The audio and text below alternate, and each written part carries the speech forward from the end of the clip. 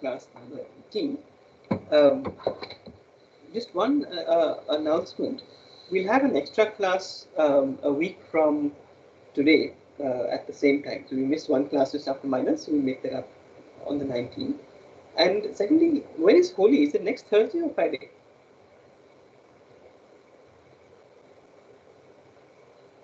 Do you guys know? I will have to check. Okay. I have a feeling Holi is Friday. In which case, we should make up the Friday tutorial also. So maybe we can do that at 4 p.m. on Saturday. Sujit, do you remember or do you know? Yes, sir. No, it looked like you were about to speak. So Actually, it's a little noisy here in the hostel, so. Achha. Okay. Anyway, so I'll look it up. So we'll have an extra class 5 to 6:30, and if need be, we will have an extra tutorial. I think, sir, academic calendar is showing it's on Friday. That's right. That's what I thought. So then, I'll also post an announcement that the Friday tutorial will schedule for Saturday. Okay, so we have covered a fair amount of stuff already in the philosophy of science, and just to remind you of two perspectives. One is I said that there is different perspectives: the working scientist, the activist, and the philosopher, all trying to answer the same question. The question being, what is the scientific method? And one constraint on answers to that question is our answer to what the question of what is the scientific method, should make sense of existing scientific practice or the best examples of scientific practice that we have around us. So the theory should be answerable to existing practice. And the second is it should be able to show us why, if at all, there's something special about science as a way of engaging with the world. That would be two things we would like from the account of the scientific method. And again, from our perspective, we shouldn't lose sight of the thought that the scientific method is at least one way. Adopting the scientific method is at least one way to becoming a critical thinker. And in addition, in a kind of meta sort of way, being critical about the notion of the scientific method is itself an exercise in critical thinking, which is that philosophy, the exercise of philosophy is itself a form of critical thinking. So that's all. Trying to collect these range of different readings that we've been doing and putting them in some kind of perspective. So what we've done so far in the course is we've looked at two accounts of what the scientific method looks like. So one account is this account from James Ladyman of naive, what he calls naive inductivism. The other account is presented in the reading by Carl Hempel, and I'll just open up in a moment.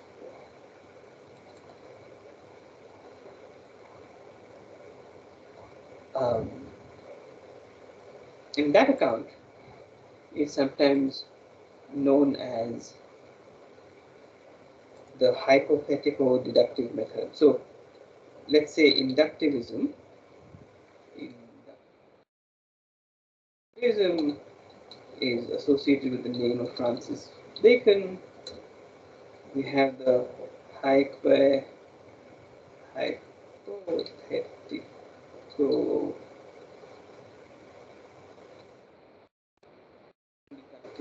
method, I wouldn't say that this is associated with the name of Carl Hempel. Hempel is writing a textbook of on the philosophy of science, but it's a nice, that description of Semmelweis and what he's up to is a nice description of that method. And if you recall, Carl Hempel himself discusses inductivism in this passage. This passage on page 11 of the reading assigned to you, page 11 this way. I don't think I can highlight it using this piece of software. Is an example of the of inductivism. You see here, he calls this Hempel calls this the narrow inductivist conception of scientific inquiry. So, what's the central idea for people like Bacon? The central idea is that the pillars of science are observation and experiment, but in the case of naive inductivism, that observation is kind of unclouded by judgment, it's unbiased, it's neutral, and our account of what the scientific laws are is based on a kind of is a generalization upon the existing data we collect. So you first collect the data, and then you formulate laws on the basis of this data or these observations. Later you can apply the laws to other sorts of instances. Right? And that's what you see in the sample thing.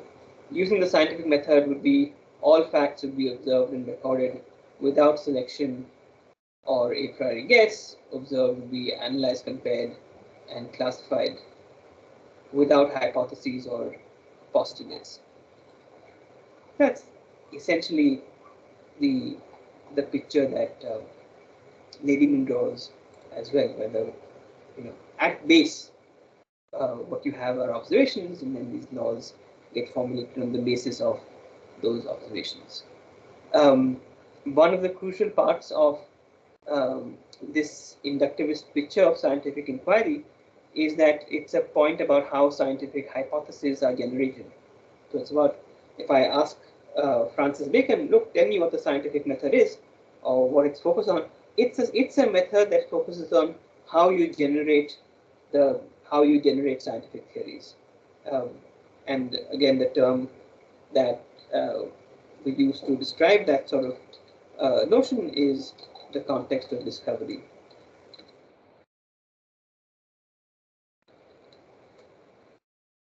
Now, the hypothetico-deductive model,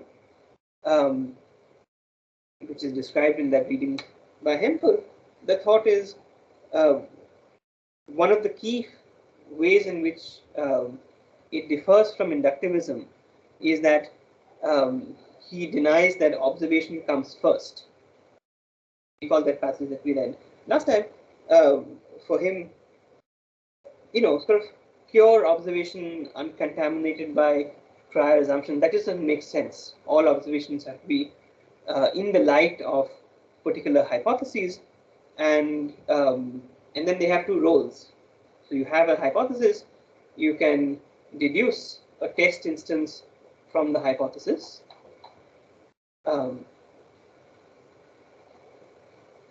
Such as this one here. You start a hypothesis, you have a test instance which is deducible, hence the term hypothetical deductive. And then you test that, and it's what's called a test implication. You test that against reality, either by making some kind of observation or by making some kind of experiment. Right? And so if you recall, if the hypothesis is women in the first division are dying more than in the second division because of the priest, deduction, if the priest doesn't ring his bell, then they're not going to die in the same numbers. Now you tweak the world, you tell the priest not to ring his bell, and now you test. Look, does the world match with your test implication? Hey, it doesn't, so we throw it out. So there are two things that could happen. Once you have a test implication on one hand and you have a piece of observation on the other, either the observation would go against the test implication, so would say, let's say this confirms the test implication, in which case the hypothesis is incorrect, or it it confirms it, it fits well with it, in which case in fact it's kind of unclear what you should do, and Hempel talks about this I think later on, right? Let me see if I can find, maybe it's earlier on in the passage in that chapter. It talks about the fallacy of affirming the consequent, and that's not something that in general will lead you to good argumentation. And you can see that, for instance, just to take this, from his hypothesis that childbed fever is blood poisoning produced by cadaveric matter, Semmelweis infers that this antiseptic measures will reduce the disease. Hey, that actually happens. So it seems like now we have some reason to think that the hypothesis is true, but in fact the hypothesis ends up being false, right? Because it's not just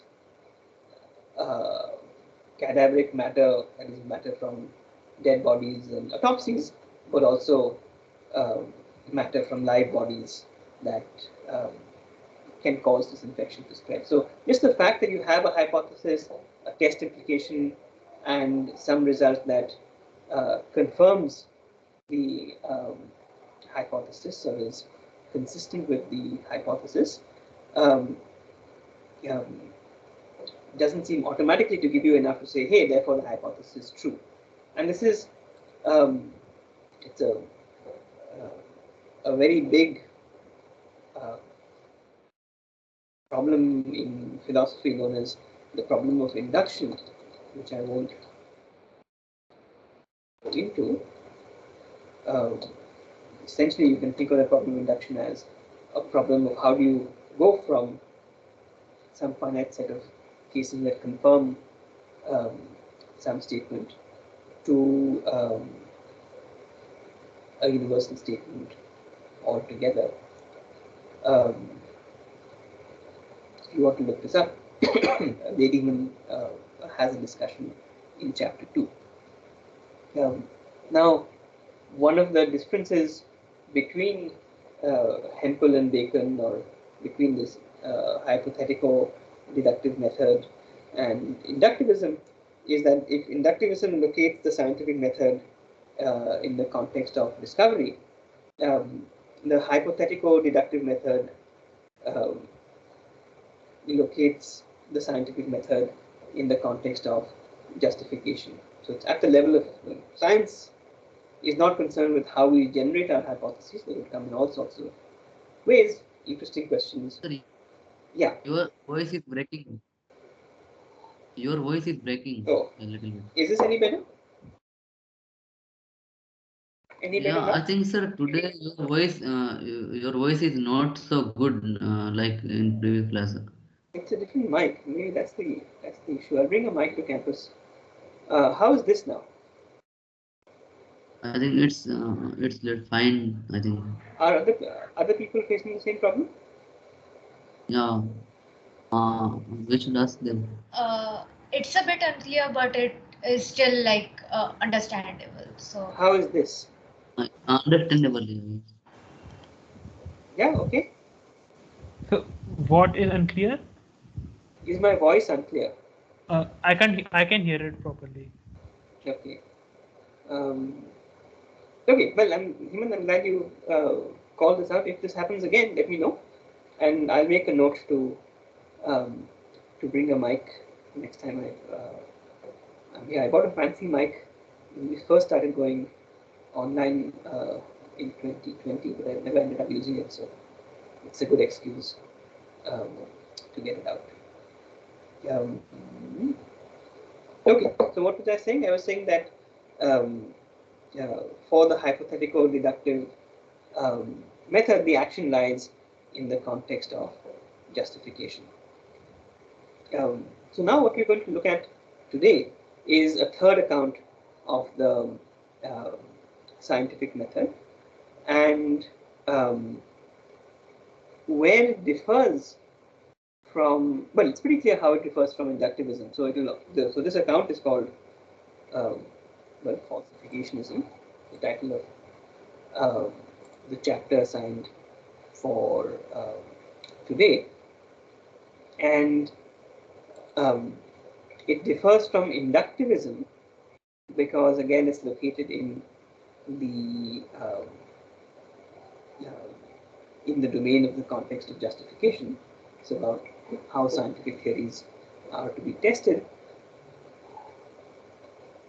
but it departs from the hypothetico-deductive method because it's fundamentally not interested in questions about confirmation. So we might think, and this is a surprising fact, right? You might think that the more confirmation you get of a theory, the better it is, especially if you're testing this out in lots of different kinds of conditions, conditions varying lots of variables. If the hypothesis that I don't know, COVID vaccines reduce the spread or the severity of COVID, well, the more people you test it out, the more different kinds of populations, the more confidence you might have in this particular statement. And for all that we've said about the hypothetical deductive method, though Hempel will add a lot of subtleties in the rest of his textbook, we've it might be quite plausible again that the more confirmation one gets. I mean, if you think of not the Semmelweis example, but the Torricelli example, Torricelli has one hypothesis and says, look, if this hypothesis is true, then we'd expect the length of a mercury column to be such and such. You go and look at the mercury column and, hey, you get the right result. And if it's true, then you'd expect that there'd be a difference in the length of the mercury column if you're at the bottom of a mountain versus if you're at the top of a mountain. And hey presto, you go ahead and do that experiment, and you find that there is indeed a difference. And we think that we get to what I'm talking about. Again, on this page here. So the other example.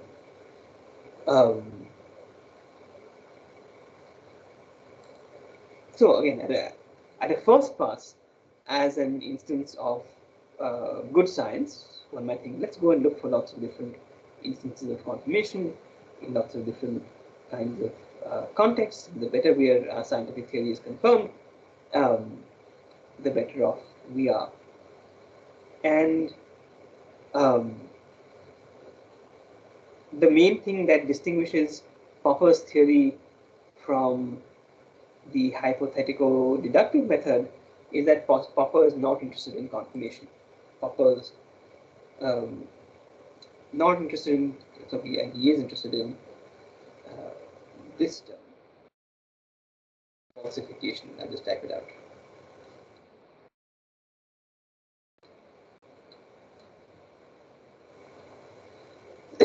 Excuse me.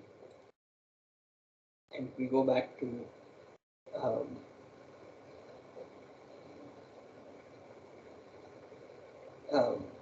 the Hempel piece, right? You say if P then Q, it is not the case that Q, therefore it is not the case that P.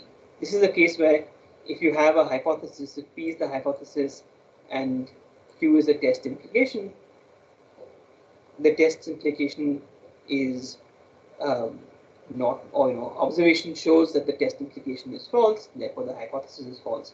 This is a case where the observation falsifies the hypothesis, right? That's different from the case where the observation confirms the hypothesis. That would be a case where you say, if P then Q, it is the case that Q, therefore there is reason to believe P. So Popper thinks, let's not think about confirmation at all for a bunch of different reasons, including kind of quite subtle reasons having to do with what I've called the problem of induction. But there are also some very basic pressing concerns that he himself had. So he was a philosopher who lived in, I think, Vienna in the 1920s. Instantly, again, one of these people who fled after the Nazis came to power, first to London and then I think to New Zealand. Popper had kind of two problems with confirmation. And one thing is that he thought that maybe the essential problem is confirmation is very cheap. It's very easy to come up with confirmation of a theory if you're already committed to defending that particular theory, and particularly if the theory is formulated in very broad or general terms. And his line of attack was, as Lederman points out, two theories which were popular in his day in the domain of social science, broadly speaking.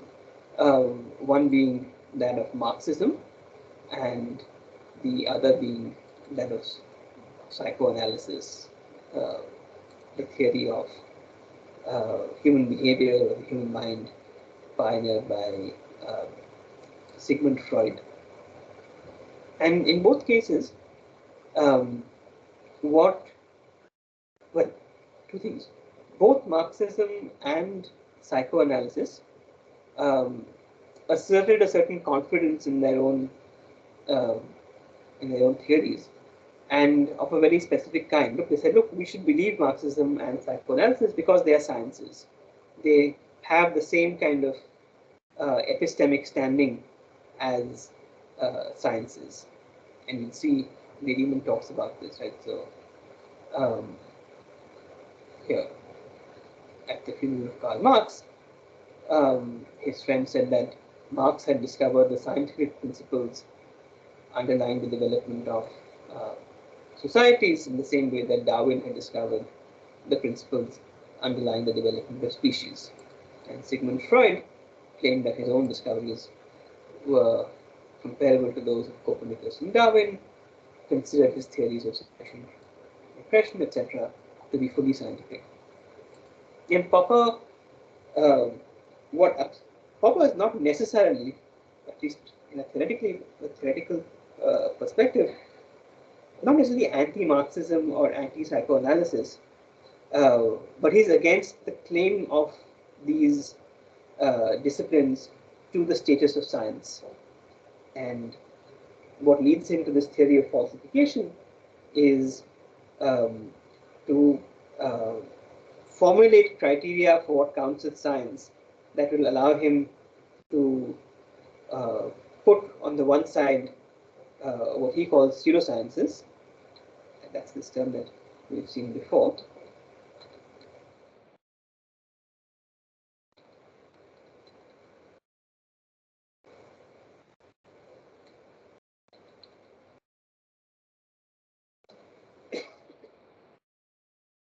Wants to have a one basket of things called pseudoscience, and those things are things that claim to have the same standing, the same epistemic standing as science, but in fact don't actually do so. So just because something is in the pseudoscience basket doesn't mean it's not valuable. It just means that its value is not of the same kind as the value of science. And this problem of separating pseudoscience from science Popper calls, people have called after him, this particular term.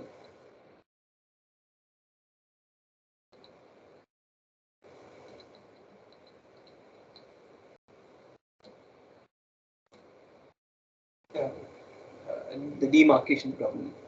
How do you demarcate pseudoscience versus science? And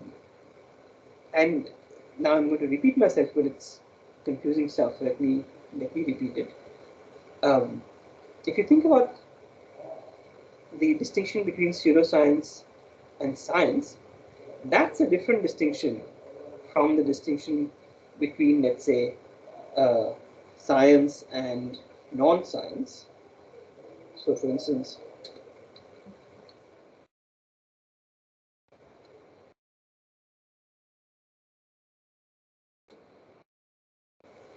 suppose there actually is a versus. I know that we had a discussion with Sumedha last time that maybe there's no contradiction, but you could, between science and religion, but you could certainly imagine somebody who is a a religious believer who says, yes, I get that there's the world of science and there's a world of religion, which is a world of faith, and I'm not claiming that my faith, my reasons for affirming my faith have anything to do with science. It's just a separate domain, and I'm comfortable, with those beliefs as they are. So that kind of person is not saying that religion is, defended on scientific terms, and therefore that person couldn't be accused of having a pseudoscientific theory. So the term pseudoscience, it does sound like a bad thing, but it only comes into play with respect to those, let's say, those theories which aspire to or purport to be based on scientific principles. It doesn't apply to anytime you say, look, this is not about science at all. This distinction doesn't come into being. And the other distinction you might call the distinction between, let's say, good science and bad science.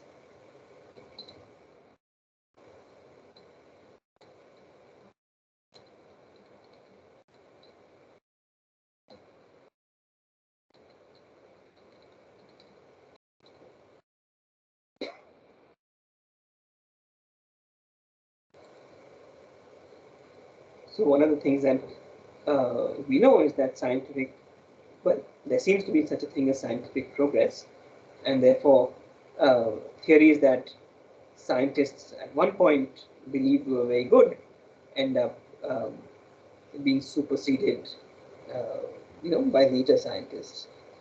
But just because there's scientific progress, for the most part, doesn't make us think, hey, this used to be science, but it wasn't. What's a belief like that? I don't know. Do people remember what people believed before about the cause of earthquakes before the theory of continental drift? I mean, maybe that's very specific. I know a few mythological explanations, but none. No scientific explanations. Now I'm talking about scientific explanations. Sujit, you had your hand up. I had an mythological. I can't hear you, huh?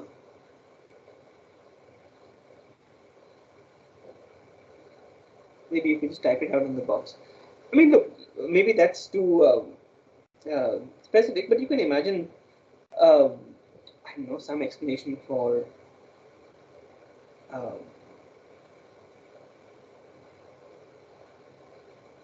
some situation in which whatever explanation in terms of Newtonian mechanics was superseded by an explanation in terms of special relativity. Not that I know anything about special relativity, but that's the kind of case that Like we yeah. can Like we can think it like okay, like the Earth is rotating, right, and the moon is pulling it. So there might be um, um, some disturbance in that thing, and it might cause the shaking of Earth like immediately or something like that. But that's not the real explanation we know now. But that seems to be science, but that's not. So you might think, look, maybe there were scientists who, and this is a question I'm sure we can find the answer to. Actual working scientists who thought this is what explains earthquakes, and then they had certain hypotheses which seemed to explain certain things, and then people later found, hey, that's not true. But just because it turned out to be false doesn't mean that we should remove the label science from their, from the theories that they were coming up with. So, okay, so I've given you a bunch of different distinctions. I've given you this label falsification, which has to do with when, well, with the idea that what you should be doing is not looking to confirm theories, but looking to disconfirm theories. What I haven't done is explain why anyone should care about these things or should be drawn towards falsification. So let me just do that. But before I do that, why don't I just take any questions or clarifications from what I've just said so far?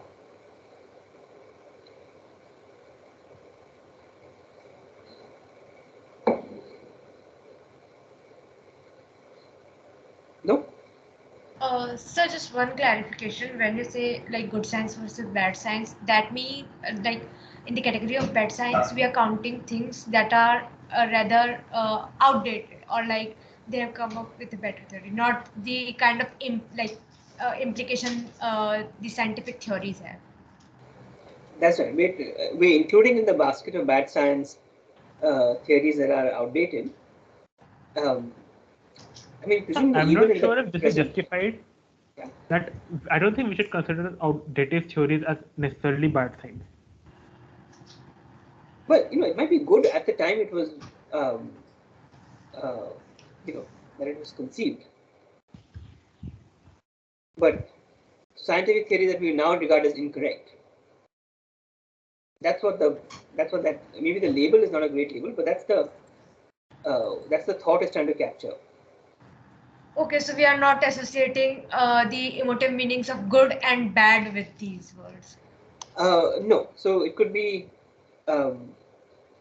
certainly the differences between theories that are currently accepted at the latest scientific up to date science versus theories that are not currently accepted because now people think they're incorrect.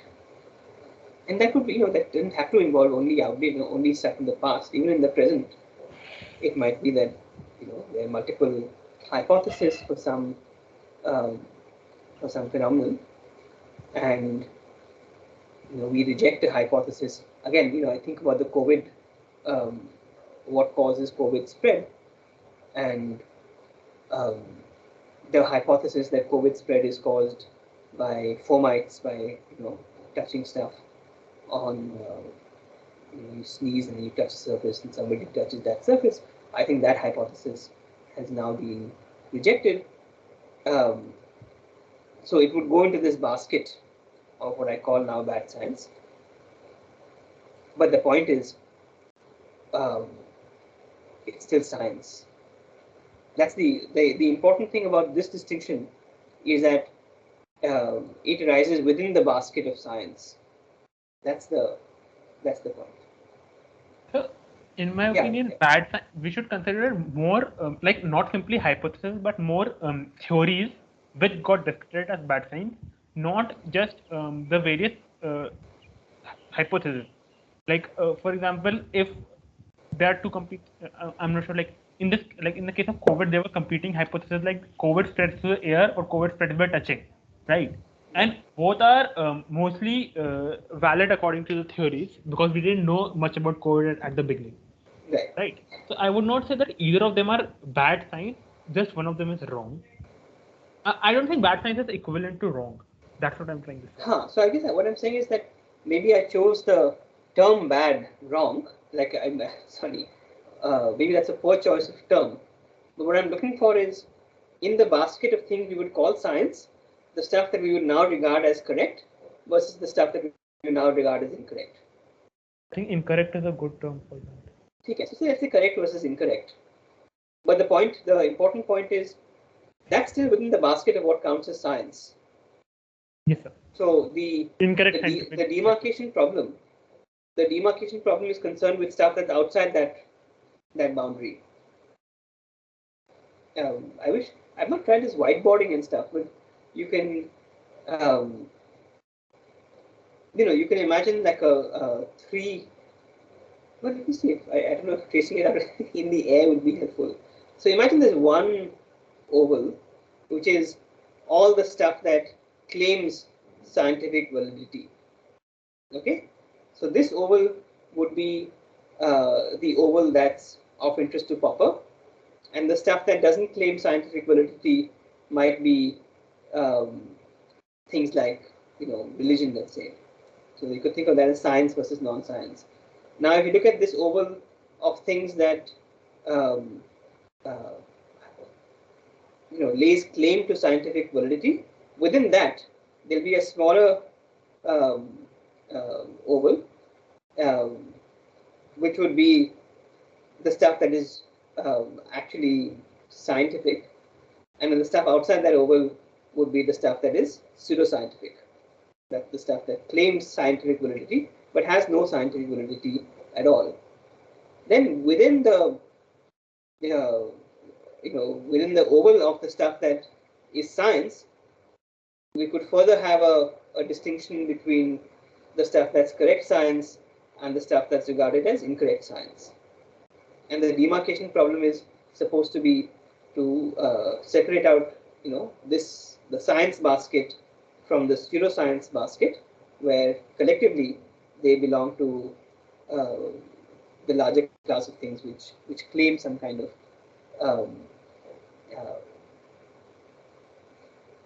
which claim the epistemic standing of sciences. That makes sense? That's the kind of lay of the land. And so Popper is interested in that oval, which is what lays claim to science. And he wants to say many things lay claim to science or to scientific status, even if at some point later they, we discard that theory because we think it's incorrect. There are many, many theories that would still count as scientific theories from his point of view, even though we now see them as incorrect. And that's the thing he's trying to characterize, as opposed to the stuff that's outside that box.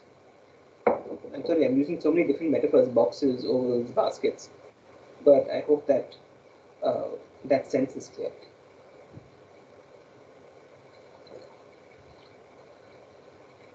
Okay, so now, if there are no questions about this, let me now turn to that distinction between science and pseudoscience, and why, in particular, Popper thinks that confirmation is not a good mark of the distinction.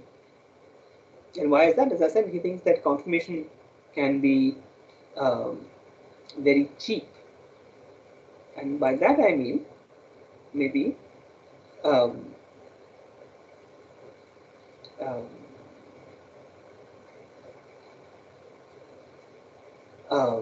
maybe it's best to just start reading from here. Popper realized. So can I have a volunteer?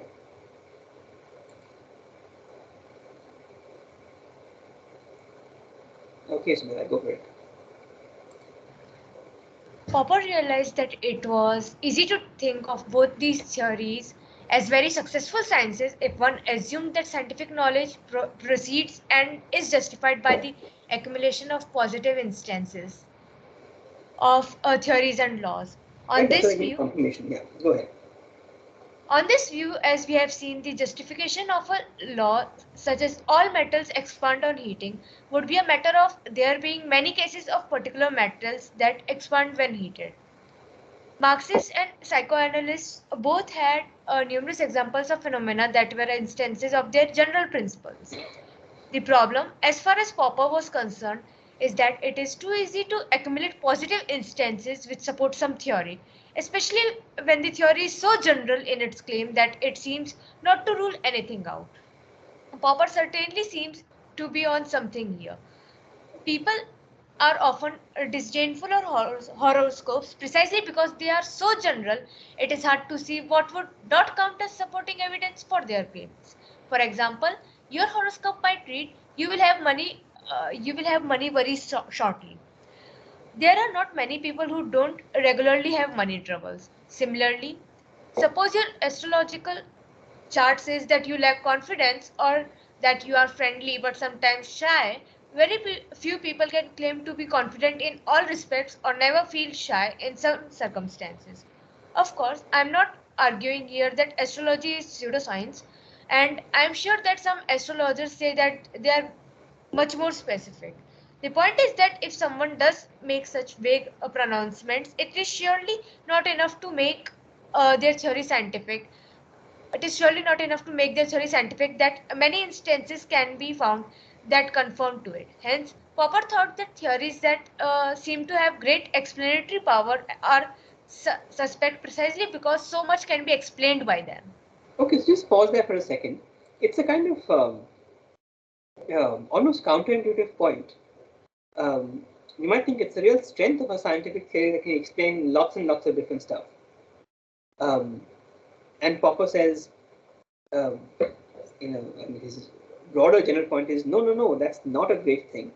And in fact, he's suspicious of theories that can explain a lot of stuff.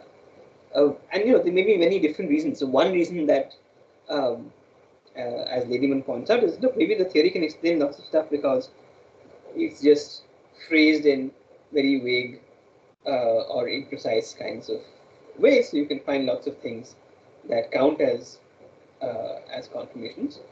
But the more important point is the point that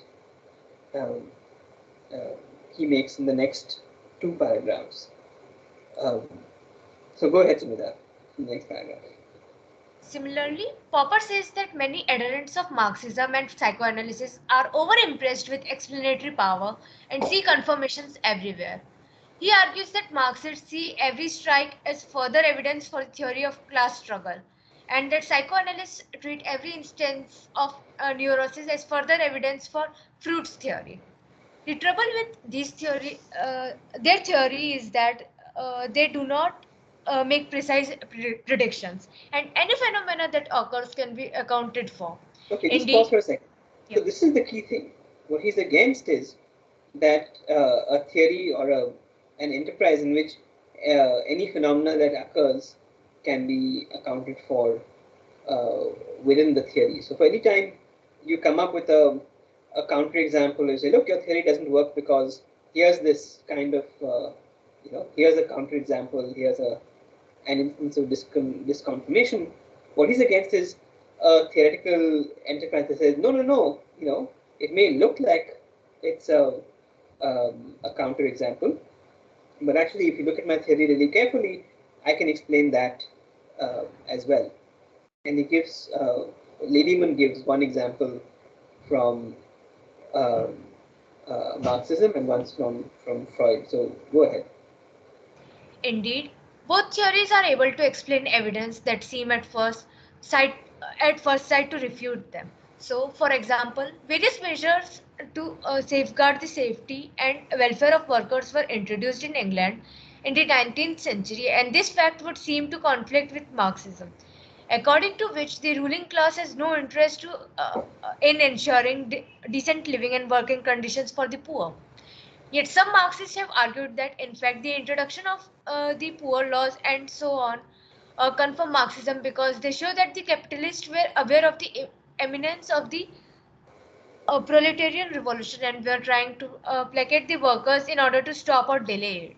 So just pause there. Again, the contrast that, and we'll see this in a bit more detail, the contrast that Popper wants to draw is between somebody who has a theory and then you find some kind of, so the theory says that capitalists have no interest in helping the poor because their logic is just to accumulate. Somebody shows you, an instance where, hey, it looks like capitalists are helping the poor. What he wants to contrast is the person who says, hey, well, that's a problem with my theory. I better go back and revise my theory. That's what he thinks is the right kind of practice. And so this person is treating this as a genuine, disconfirming kind of instance. So he wants to contrast that with what he takes to be a kind of the official Marxist line is you find some way within the theory to explain this, apparent counterexample. You say, no. In fact, if you apply my theory correctly, this can also be explained by it.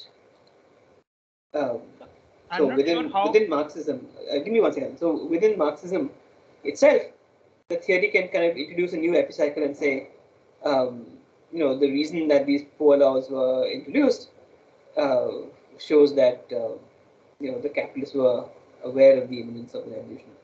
Yeah, Aditya, you will say him? I'm saying that I don't think there is like from the outside, most people won't be able to tell the difference between the two cases you described, right? So if suppose you tell somebody that this and this observation says is the opposite of what you would have predicted, right? And then they go back and they calculate and they make their theory into a better one, and they improve their theory by various mechanisms. All right. Then, for example, another person comes to them, and then the other person says that, oh, you remember that observation? That observation discredits their theory, and then they go, oh, no. If you look at it this way, then it works, right? So I'm saying that because this is not very apparent from the outside, which that person has done, whether they are simply hand waving it, or have they actually thought about it and found a way, found how it actually works. Very nice. So we'll see that that's one of the problems with Popper's theory. The way you're framing it, Aditya, which is a nice way of framing it, is what's wrong with improving a theory after you find a problem with it in order to account for this apparent problem. And it's a very fair point. I think Popper would say there's a difference between genuinely improving a theory, which requires throwing out that at least some part of your initial, at least admitting that you need to do some fine-tuning of your theory. That's one kind of case where you admit that your theory needs to be fine-tuned. There's another kind of case where you say, hey, my theory is fine. I just have to show you the more complicated reason why, in fact, it looks like, in fact, it does explain the thing that you're trying to explain. But you're right. I mean, one distinction might be the distinction between, like, are you safeguarding your theory, or are you saying that what you show is evidence against my theory isn't really evidence against my theory? That second kind of move, which seems like where your aim is to kind of hang on to your theory, that's the thing that Popper is against. What I'm trying to say here is that this is easy to check within yourself whether you are doing this right, but you can't tell whether somebody else is doing it. Fair enough. I mean, that may or may not be possible. This is a good mechanism if you want to check yourself whether what you're doing is scientifically correct or not. But when somebody else is doing it, unless you already understand their theory properly, you are probably going to get into the wrong. A good point. I don't think Popper would disagree with that. Though in many cases, I think that problem may not arise. So if you look at the next example, and in fact, Aditya, why don't you, you can read the para about psychoanalysis. In the case of psychoanalysis, Popper gives two different examples of human behavior.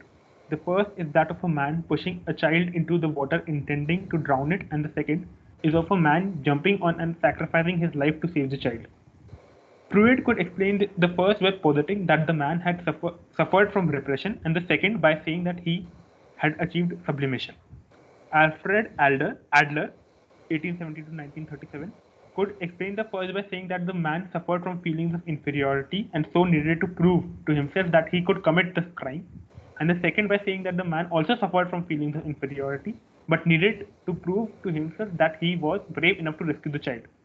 Popper's complaint then is that the central principles of these theories are so general as to be compatible with any particular observation, and too many of those who believe them cannot even imagine circumstances in which they would be empirically refuted, because they are like a lens through which they view the world. Okay, so just pause. So this is a very important, I mean, this is also a very nice explanation of the idea. And in fact, Popper was, I think, a student of Adler's or worked with Adler. He gives this example. So, I mean, you've all heard of this term inferiority complex. We don't have to get into the details of it. But I think Popper, in fact, actually, and he talks about this, he actually goes to Adler and says, look, there's this case and I don't understand how the inferiority complex explains it. Maybe it's the case of the man jumping in and sacrificing his life to save the child. So Popper might say, look, this is this case, and how would you possibly explain that this is a case of an inferiority complex? And Adler says, hey, the man also suffered, the man jumped in to save the child because he had a feeling of inferiority and needed to prove to himself that he was brave enough to rescue the child. And Popper says, like, how do you know that? And Adler says, well, it's on the basis of, this vast experience I've had. And Popper's point is, look, if all your experience is just finding a way to account for every observation on the basis of this kind of theoretical lens, then it's not going to have any independent kind of weight. And whatever you're doing, you're showing, you're interpreting, you're finding some interpretation that explains that action as an instance of the inferiority complex. And then it looks like you're not able to tell me or formulate some set of conditions in which you will admit that your theory is wrong. And that too, for Popper, is kind of the key point. And you'll see this, and you've seen it a little bit, I think, already, and we spoke about it in the Sagan piece, and we see it again in a piece towards the end of the course. This idea that one aspect of being a critical thinker might be, can you formulate, whatever theory you have, it may be a scientific theory, it may not be a scientific theory, can you formulate circumstances in which you'd say, look, if such and such happens to be the case, or shows up to be the case, then I'm going to take back my theory. I'm going to admit that my theory is false. And Popper thinks that attitude, that aspect, is something that's essential to the scientific enterprise.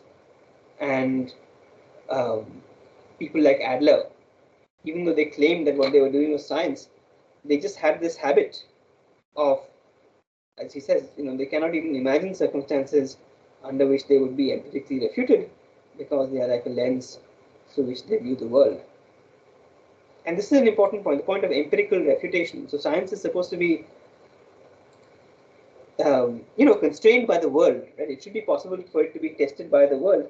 But if you have a theory which you're never going to give up, no matter what the world is revealing to you, well, then maybe your theory is not actually talking about the world after all. So that's the kind of the motivation behind Popper's view. Yeah, Aditya. So, as a rephrasing of this, I have also heard that the strength of a scientific theory is not in what it allows, but what it prohibits. Yeah, so that's a nice formulation of this point. So what it allows, in the sense of what what observation is consistent with. rather what observations is inconsistent with. Yeah. Yeah, that's a nice way of putting it.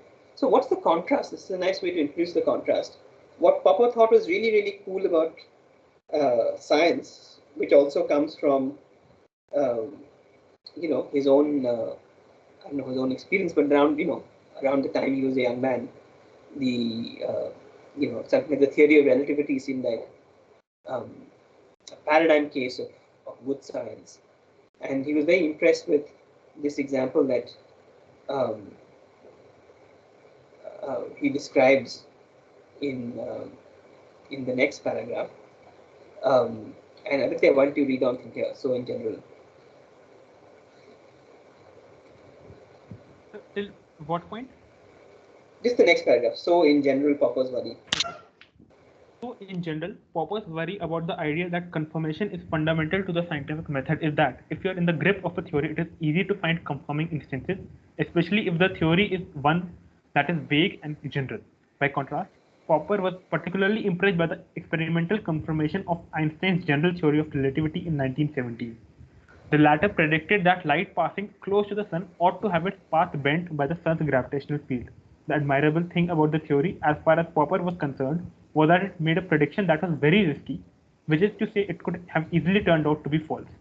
There are plenty of other examples of such potentially falsifying and therefore risky predictions made by scientific theory.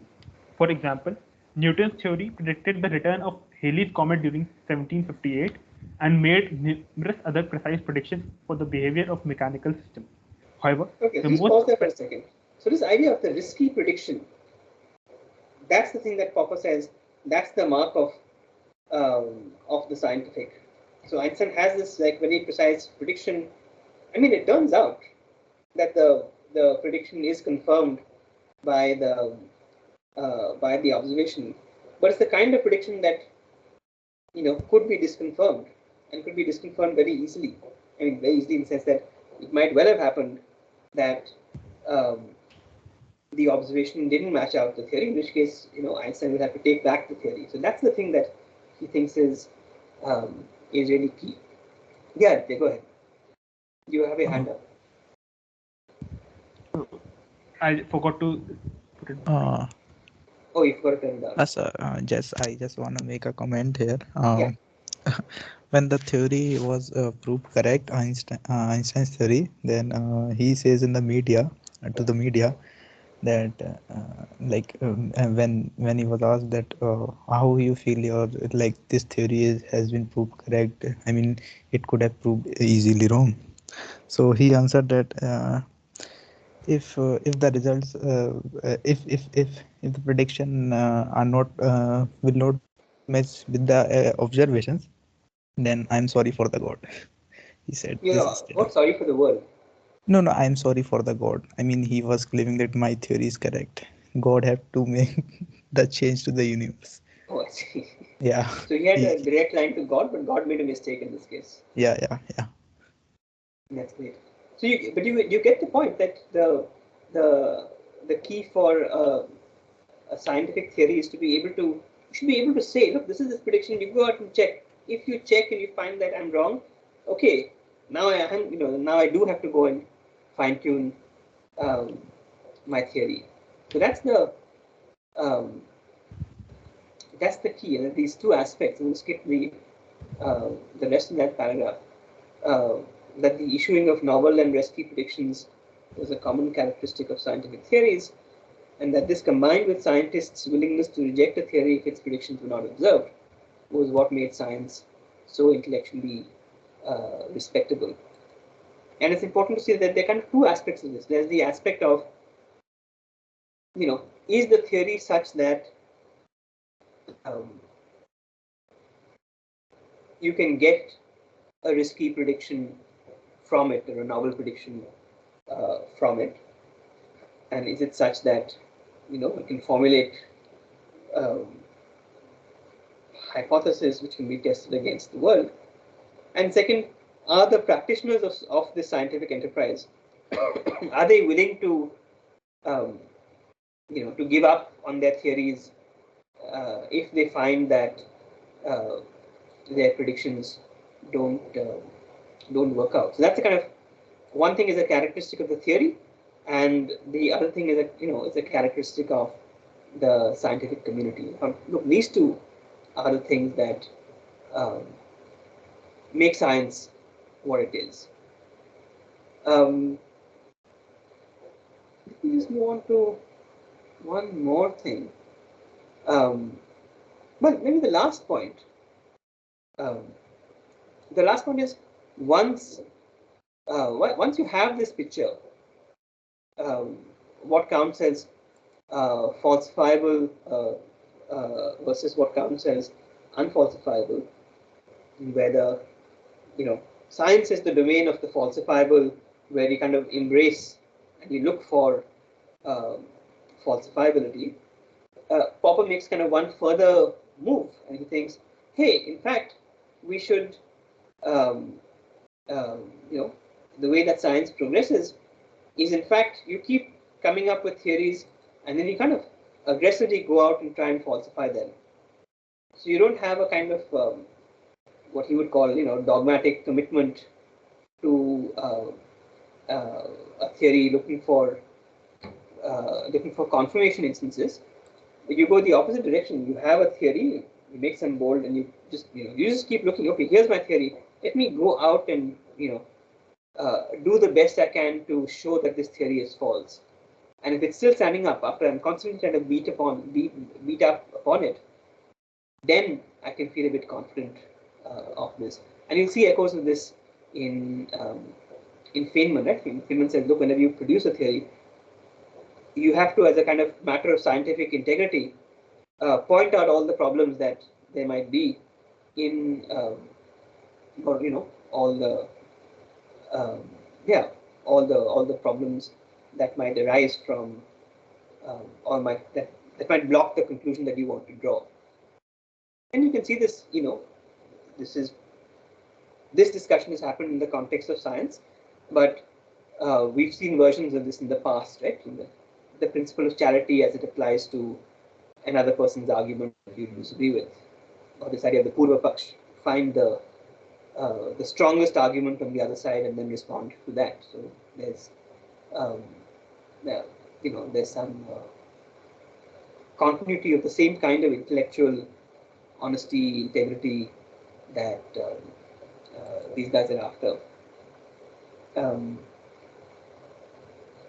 So in that we can end in a few more minutes.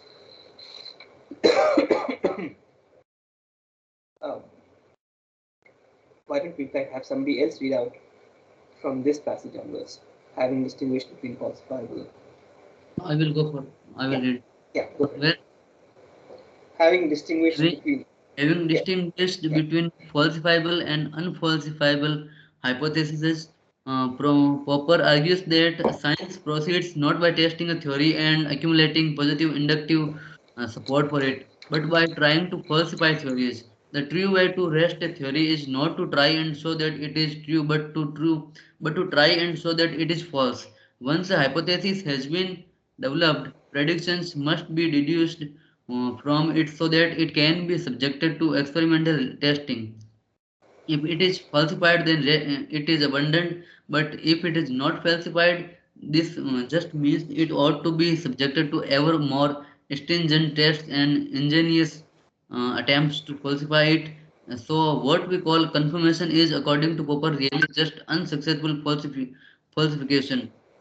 Falsifications like myself much prefer on an attempt to solve an interesting problem by a bold conjecture, even and especially if it soon turns out to be false to any recital of a sequence of irrelevant truism. We prefer this because we believe that this is the way in which we can learn from our mistakes, and that in finding that our conjecture was false, we shall have learnt much about the truth and shall have got nearer to the truth. This is why Popper's methodology of science is often called the method of conjectures and reputations. And indeed, that was the name of one of his books. Bold conjectures are those from which we can deduce the sort of novel predictions discussed above. According to Popper, science proceeds by something like natural selection and scientists learn only from their mistakes. There is no positive support for the fittest theories, rather, they are just those that repeatedly survive attempts to falsify them, and so are the ones that are retained by the scientific community. It is always Okay, so okay. you can just pause there and we'll just jump to the end of this passage.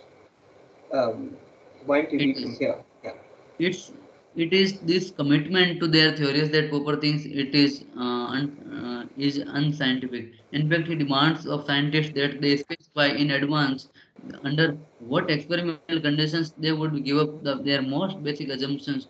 For Okay, Popper, you can just pause there. So that's the key. That we already mentioned this. State as a kind of general principle of critical thinking. State in advance under what conditions you'd be willing to take back your statement. Now, we're running out of time. Um, what we're going to do on Monday, and I'll post the reading for this week, but we'll finish this reading on Ladyman. There have been lots of problems with Popper's theory. It really is probably the single most accepted theory amongst practicing scientists of what science involves. Though I think very few philosophers of science would sign on to it anymore. We'll see one particularly important problem um, on Monday, and that's this um, what Ladyman calls the Duhem problem. But um, just to go back to the point about the demarcation problem and the idea of the scientific method, why am I going through in such detail these perhaps somewhat dry kinds of theories?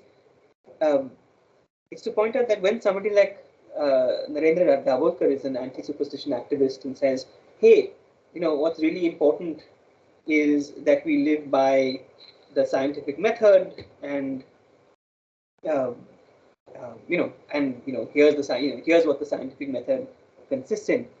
Um, uh, Primarily consists in observation and experiment.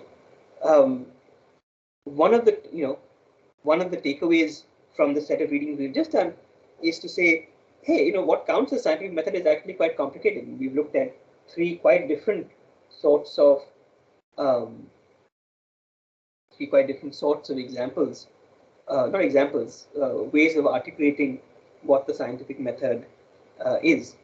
So, for the Dabholkar kind of context, the science versus superstition line um, may not be very easy to draw in very general terms. What we see is from Monday's reading, the reading from Monday in the extra class on Saturday, that um, sorry, yeah, we'll see an application of the point I just made to the case of astrology. So one of the readings we'll have is called "Why Astrology is a Pseudoscience." But the point that I want to make to you is that um, if you see Vivek or you read about Dr. Dabholkar's work and his death, which I personally consider very admirable work, I just want to caution you, and which I think in many respects is an instance of critical thinking. They're providing alternative um, explanations for what look like these miracles, and they're telling people don't believe blindly, believe on the basis of scientific evidence. I wanted to open the door into this world of the philosophy of science to show that it's quite a complicated and, in fact, extremely, to me at least, extremely interesting question. So yeah, so that's the plan. So on Monday I want to wrap up like some ways in which Popper's theory of falsification has problems of its own, and philosophy sometimes is frustrating because you keep wanting to, okay, look, this is wrong, this is wrong, this is wrong, but give me the real theory. Like in a physics textbook, you got to know, okay, don't tell me what people in the past have said that's false. Tell me, okay, well, how things work. And unfortunately, in philosophy, we are very rarely in that kind of situation.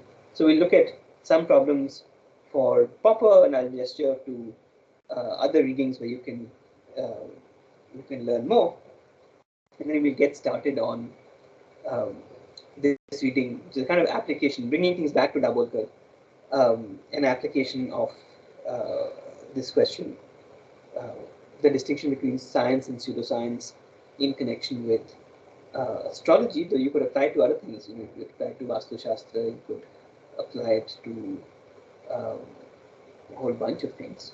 And I'm not saying that in the application these things will show up to be pseudoscientific, but at least it gives you a kind of template. That's what we do for the lectures, and for the tutorials, we'll read something which I quite like by one of my former teachers, Anthony Appia, which also takes, has a kind of different take on this science versus superstition question. So let me stop there. Any final thoughts, questions, comments? Otherwise, I'll close the recording.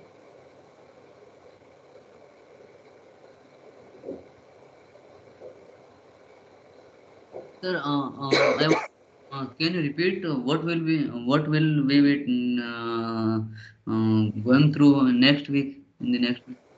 Good. I'll post it on Piazza, but Okay.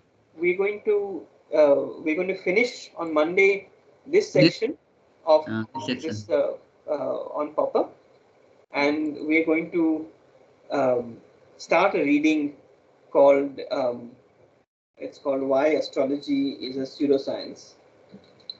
Okay.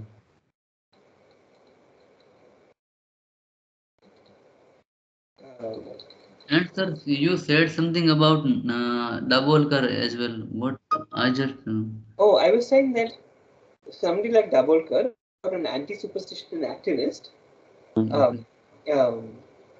might start from the assumption that it's very easy to tell us what science is, and say, look, don't believe in this stuff because it's not scientific.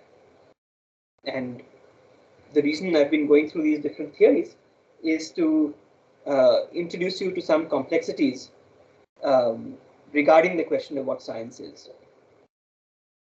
That's the point. Okay, okay. Does that make sense? Yes, makes So if sense. you go back and look at that reading by Dabolkar on whatever it is called, Science and Superstition, from the I think perspective of that was a article basically. No. the article that he had written, yeah. I'm Yeah. not talking about the article about his work, which had those embedded YouTube clips, but I'm talking about the article he had read from written on that ANIS website. If you go back in the light of what you read about inductivism and Hempel and Popper, you might see it in a different light. That, in fact, will be one of the yeah. That's the aim. But in addition, I hope that in saying that these theories of what sciences are complicated, problematic, etc.